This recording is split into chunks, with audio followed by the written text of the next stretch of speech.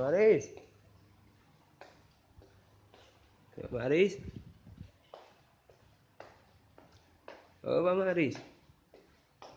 Ini semua kita mempersembahkan masalah ini.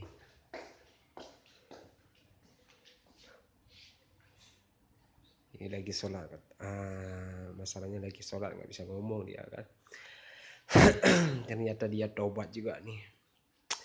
Udah lama dia nggak tobat, dia mantan preman dulu. Sekarang udah tobat dia. Iya. Semoga aja dia masuk surga. Amin ya Allah. Semua akan disiarkan langsung pada malam hari ini. Semoga sukses selalu di Aceh. Akan ditentukan oleh masyarakat Aceh Mutiara FM Bernun.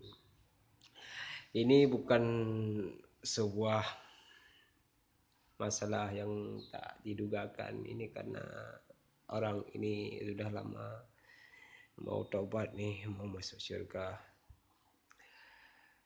Alhamdulillahirabbil alamin, wassalatu wassalamu ala asyrafil anbiya'i wal mursalin wa ala alihi washabihi ajmain.